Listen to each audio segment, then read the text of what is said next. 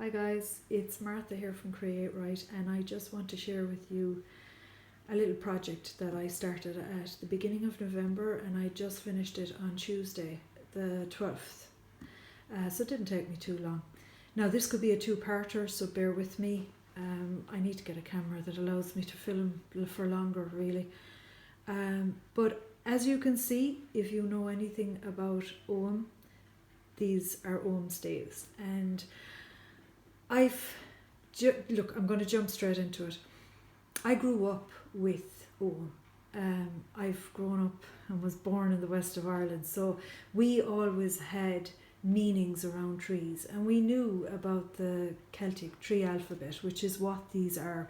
I mean, it's the little sigil or mark or letter. It would be a letter that's actually engraved onto the stave.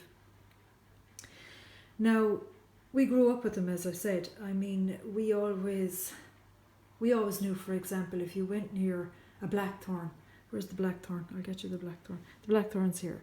So this would be the symbol for the blackthorn.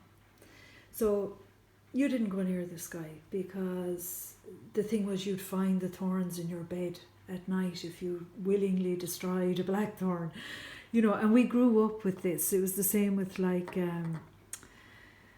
ash, or yew was always in a graveyard. So we had the meanings to all of the trees, and basically it was just the folklore. It was what we grew up with in our family. And hawthorn was the same. I remember hawthorn was another one because it was the real fairy tree, so you didn't mess with hawthorn either. But they all had a meaning, an inherent meaning. Now, get on the internet if you're interested in this, because there's all the information in the world. The only thing that I wouldn't have known when I was younger, I always knew the general 20 letters of the Ogham, but apparently over the years people added on, I think it's 4 or 5 more, which I think that's fantastic. It's brilliant, and I might actually even do that. I'd have to do a bit of research onto it, but I don't really know much about the other 5. I know about the 20 letters of the Celtic tree alphabet. So we would have grown up with these, and I'm always looking for ways to kind of enhance my tarot practice. And so recently, over the last while, I've actually been thinking back about Ogham and how we used to just take it for granted. If you saw an Ogham branch or a piece of hawthorn on the ground, or a piece of birch on the ground, you'd be like, oh, that's what that means, and you'd be all excited about it. So I was thinking to myself, I'd buy a set. I'm going to go and I'm going to buy a set. And then I thought, no, hang on. There is a woods 5 minutes in my car from where I live. Now the only thing is, nowadays everybody is such a stickler to stick to what tradition, I suppose. But I had no intention of going into my local wood and pulling branches off trees. So what a lot of people would do is they would have, we'll say, birch for birch. They would have, blackthorn for a piece of blackthorn for the blackthorn letter. They would have a piece of vine for the vine, or it's so on and so forth. I remember when we were small, we didn't do that. As long as it was a piece of natural wood and you were carving the letter onto it, that was how we would have done it. So I thought, no, okay. I think it's great if you don't have the resources near you to go and to buy something. If it really calls to you, by all means go for it. But I thought, no, in this instance, I'm being a little bit lazy.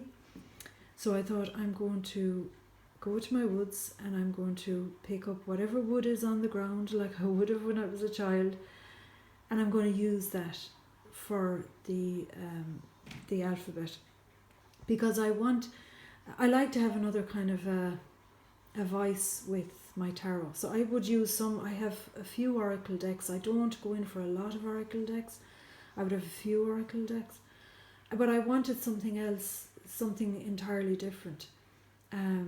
So what I did was I went on the internet and I looked up some ideas for, just kind of just ideas on what people are generally going for out there, what would be a nice style, because I want them to last for a long time. We often cut them round, but I didn't want to go for that. I saw another design by a completely different person on YouTube that was doing it this way, and I actually liked the design, and I thought, okay, I'm going to go for that. I don't have an electric saw.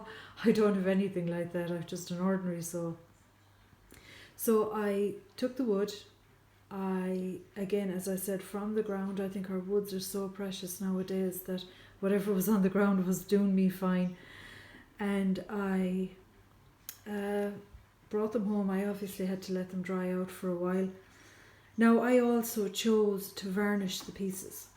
And some people would say you shouldn't do that either, but I want them to last. And I always say to people, remember that, there's all these rules and regulations around, we'll say, a tarot deck, for example. But at the end of the day, when you're sitting with your tarot deck, what is coming through for you is just as important. Yes, you take the initial traditions of the meanings of each of the cards, but you are also bringing something of yourself to that. So just always try to keep that in mind. And I would have grown up with this, guys, so I'm even telling you that when you decide to make your own or purchase your own, if that's what you want to do, you are bringing something to it as well. So don't feel that you have to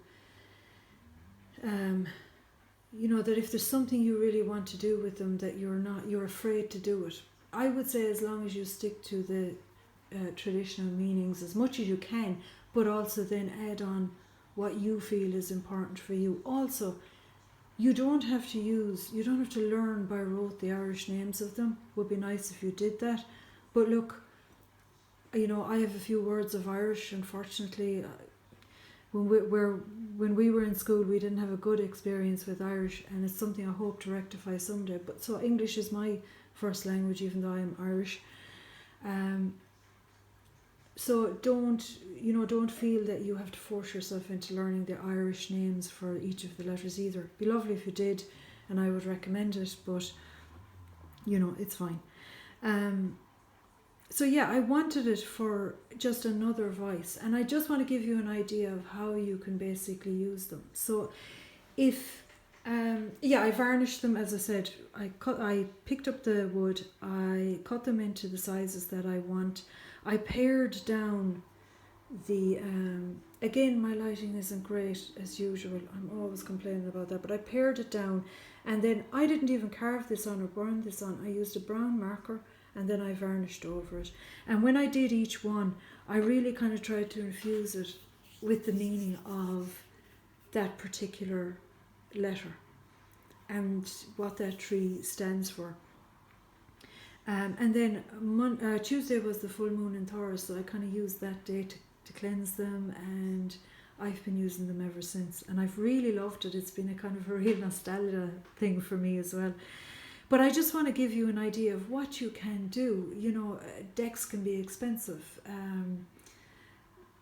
but I buy decks. I love decks, and I will gladly pay for one if it really calls out to me. But I'm just saying that you don't always have to do that. There are other ways. But with the Ogham in particular, I mean, really, it can be another voice like Oracle, just exactly the same as Oracle cards. So we'll say, for example, I'm just going to lay out a couple of cards. This is what I would do. I would lay out a few cards for a reading, and then I would take an Ogham stave just to finish off whatever the reading is. This is the John Borrow Tarot, by the way. I think I've did a video of this before, and I swear I absolutely love this deck. It's beautiful. But yeah, it's another voice, but it's also very useful to use it on your own, on their own. You can also use them for protection, in magic, if that's your thing. but they would have, like for example, the rowan. You know, I don't know of any house on my road when I was small that didn't have a rowan branch inside in it, because rowan was protection against evil. So you would have that there.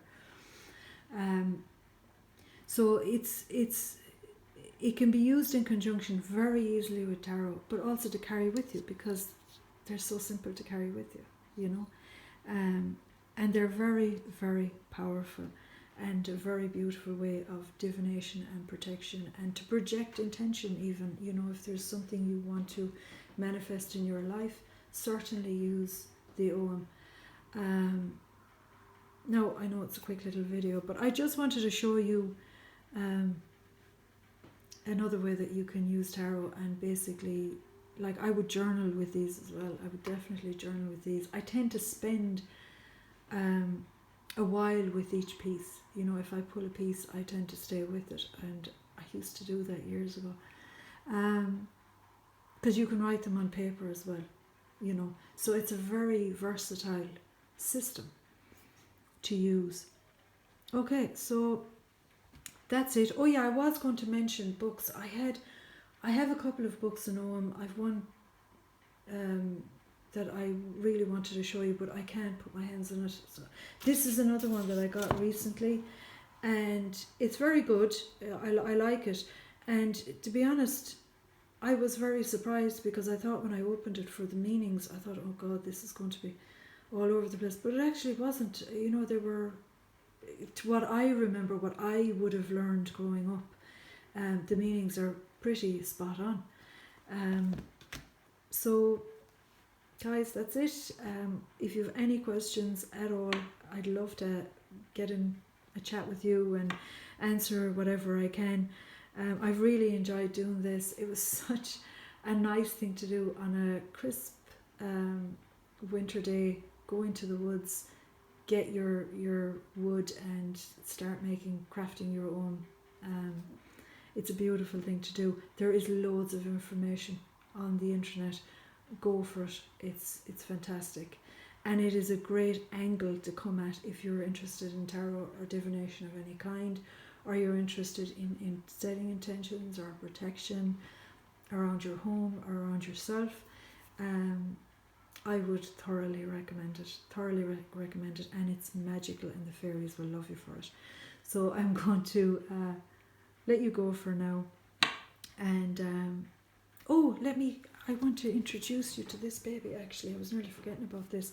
I know I always have to have a notebook and everything, but I'm sorry, that's me. This is a Shake Sparrow Black Beauty. It's the creme leather. I have this for a good while, and it is my everyday carry. I have everything and anything inside in this baby, and it is the love of my life, as nearly all of my Shake Sparrow are. I think I say that about every one of them, to be honest. But this is a beauty, and I just had to have it in the video because it's a bit of a diva and I want it to be shown off. So that's it for me, and I hope you have a great day, and I hope you get out there into the woods if there's any near you, and start crafting your own. Okay, be good, bye bye, and until next time, write your heart out as always. Be good, bye.